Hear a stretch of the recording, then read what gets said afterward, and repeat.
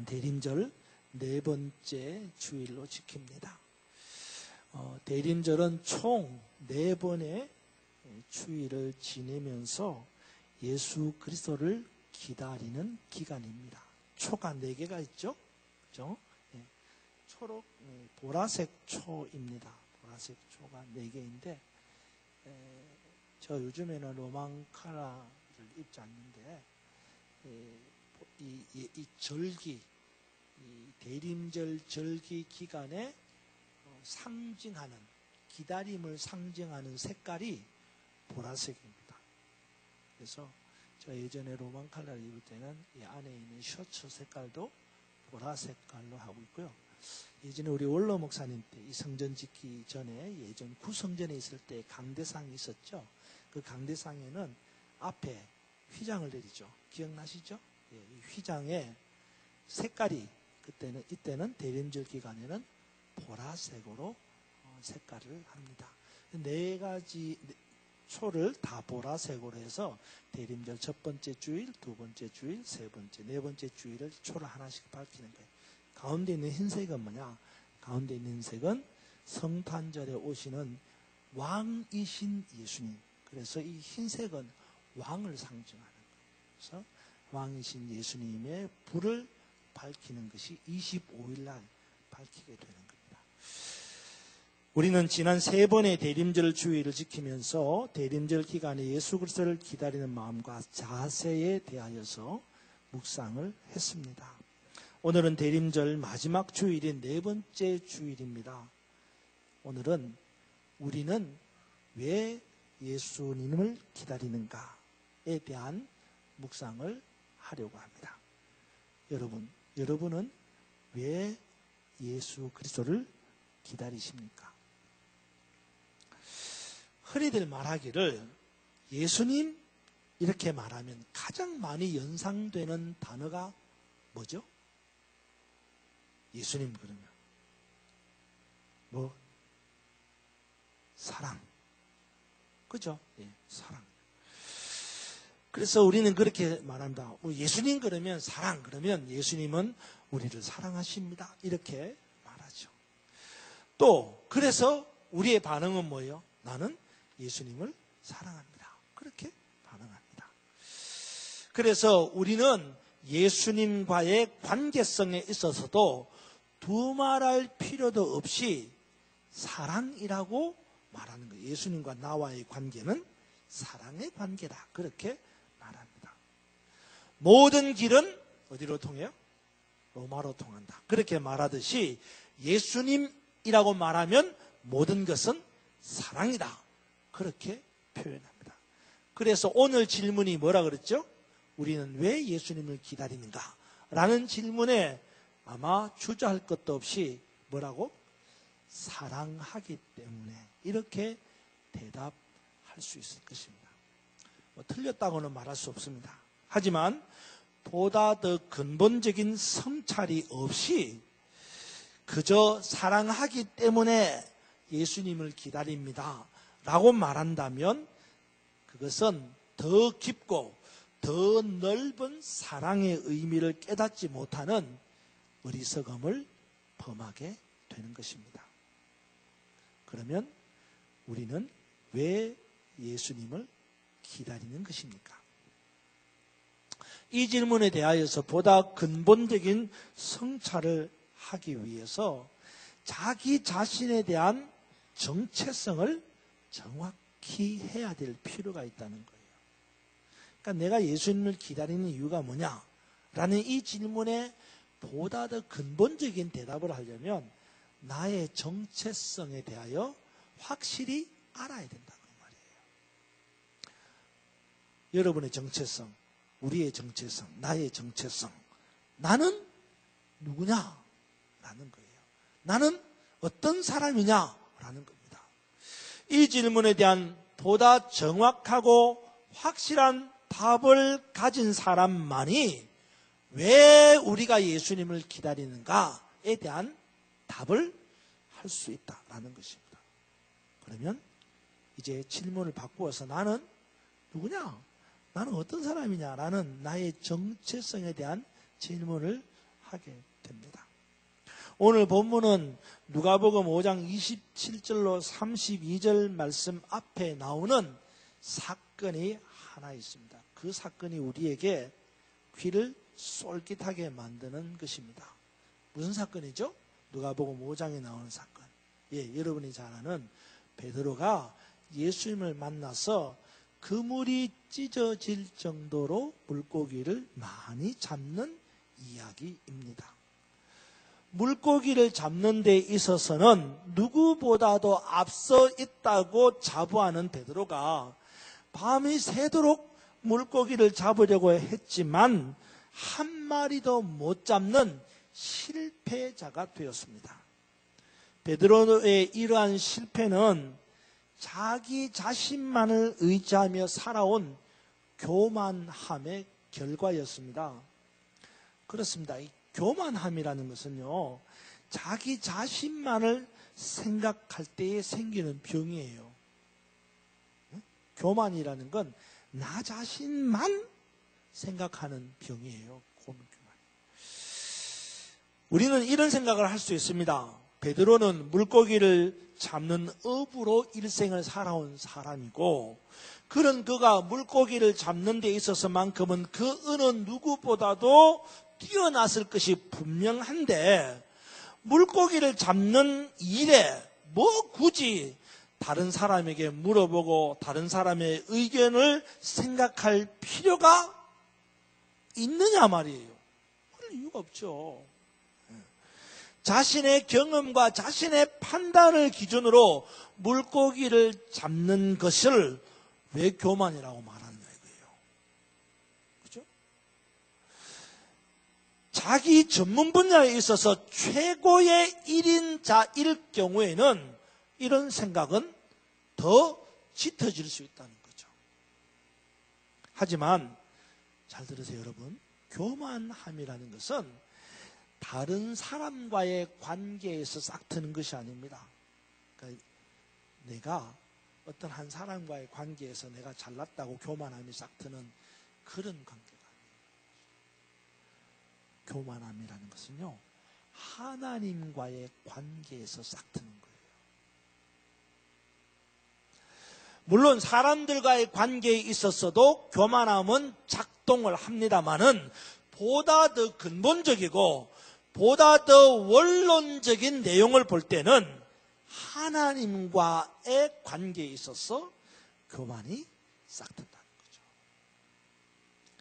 아담과 하와를 보십시오. 아담과 하와를 볼 때 아담과 하와 두 사람 사이에서 교만이 싹텄어요? 아니잖아요.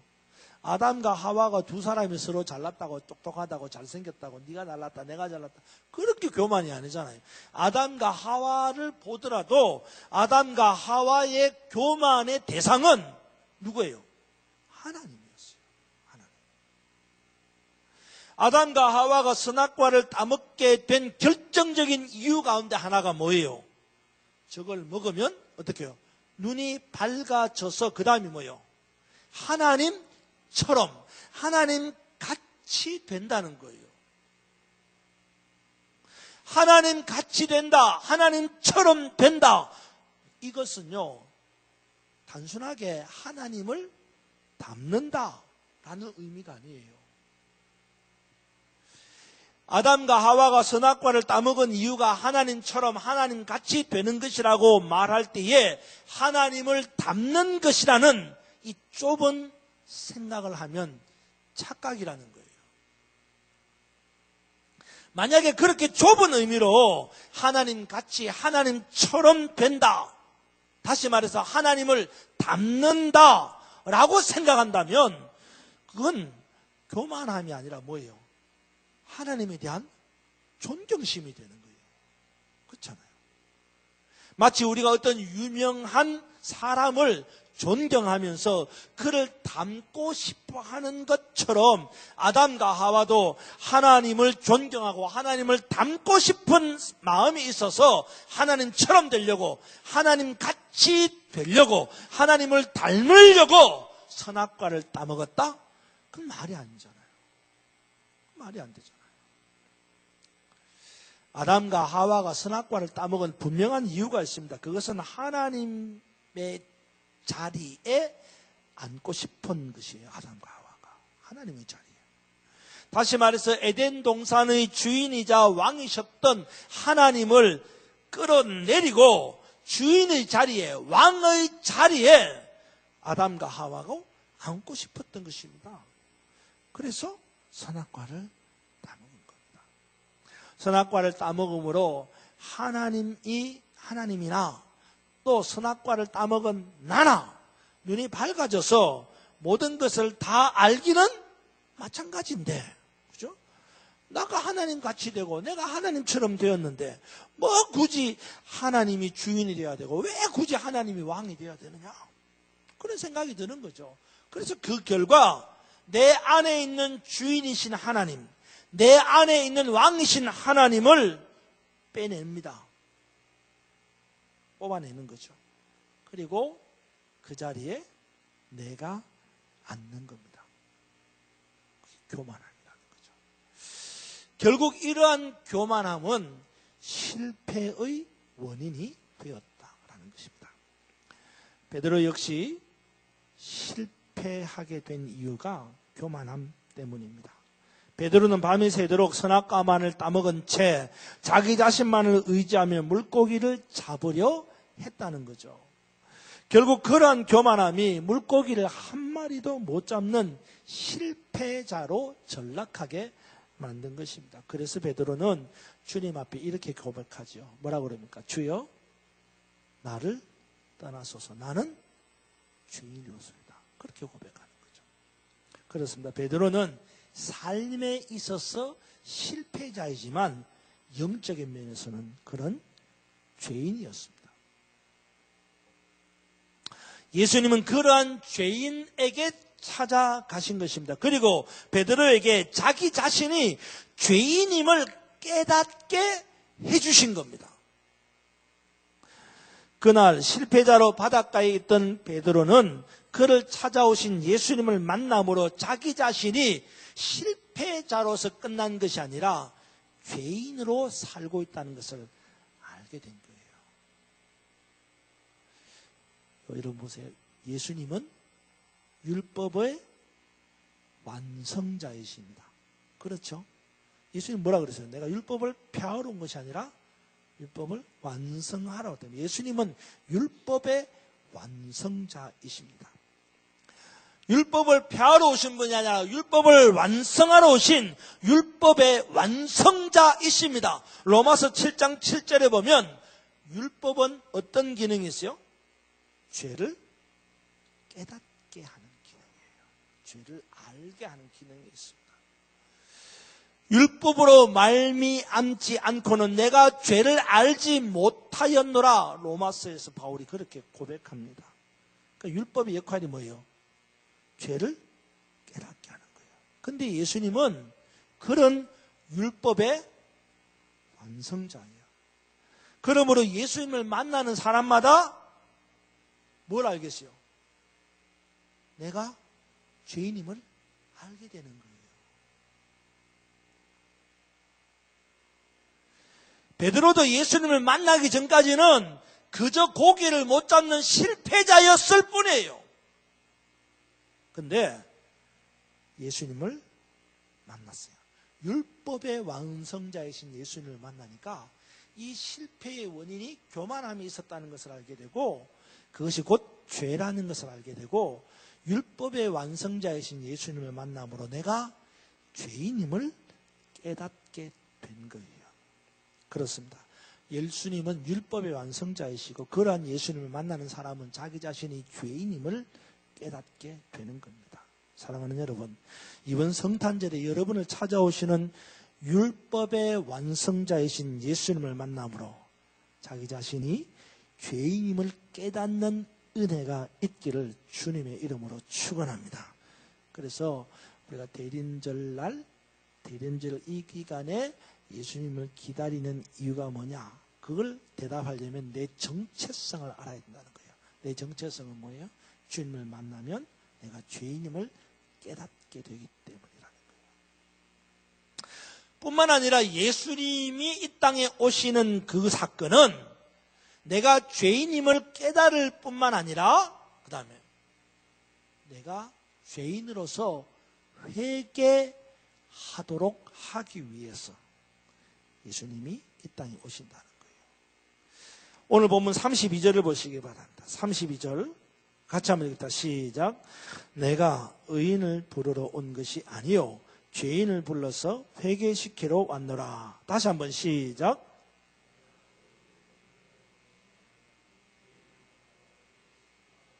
아멘. 그렇습니다. 오늘 본문에서 예수님이 이 땅에 오신 분명한 목적을 밝히고 있습니다. 그것은 바로 죄인을 불러서 그 죄인을 회개시키기 위함이라고 말씀합니다. 그러기에 실패자로 살았던 이 베드로가 율법의 완성자이신 예수님을 만남으로 자기 자신의 죄인임을 깨달았을 뿐만 아니라 깨닫는 건 여러분 인식하는 거예요. 인식하는 거예요. 근데 그렇게 깨달았을 뿐만 아니라 인식했을 뿐만 아니라 죄인이라는 것을 알게 되었을 뿐만 아니라 그 다음에 입술을 열어서 나를 떠나소서 나는 죄인입니다 라고 회개의 고백을 할 수 있었다. 여러분 바울을 보십시오. 바울은 예수님을 만나기 전까지만 해도 교만함의 거장이었습니다. 그렇죠? 바울의 출신이 교만을 부추게 됐습니다.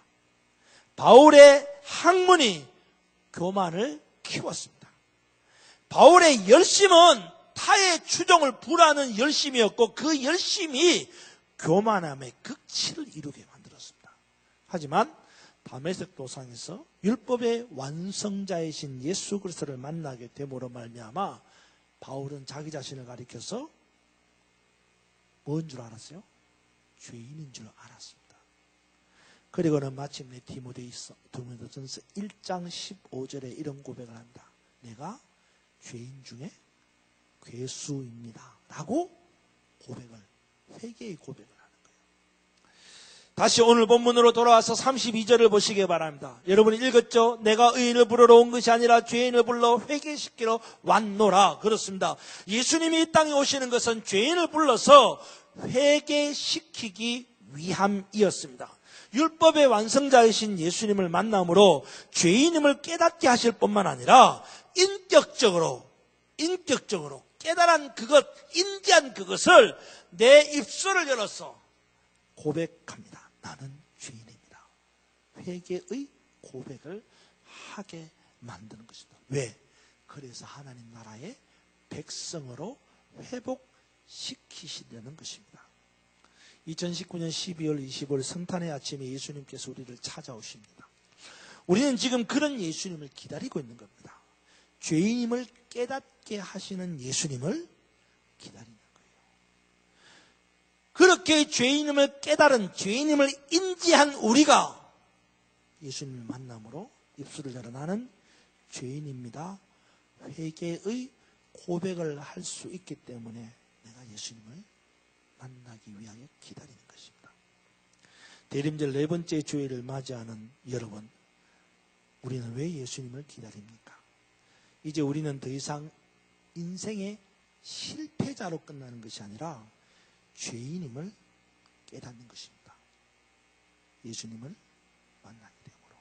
그래서 예수님을 기다리는 거예요. 율법의 완성자이신 예수 그리스도를 만날 때에만 내가 그 율법에 비추어 죄인임을 알게 되는 거예요. 뿐만 아니라 죄인을 찾아오시는 예수 그리스도를 만남으로 나는 죄인입니다 라고 회개를 하며 하나님 나라의 백성으로 만들어진다는 것입니다. 그러기에 이 대림절 기간 나를 찾아오시는 예수님을 기다리게 되는 겁니다. 이 한 주간 여러분을 찾아오시는 예수님을 만나고 죄인임을 깨닫고 그리고 입술을 열어 나는 죄인입니다. 회개의 고백을 함으로 말미암아 하나님의 백성, 하나님 나라의 백성 되기를 사모하는 여러분이 되기를 주님의 이름으로 축원합니다.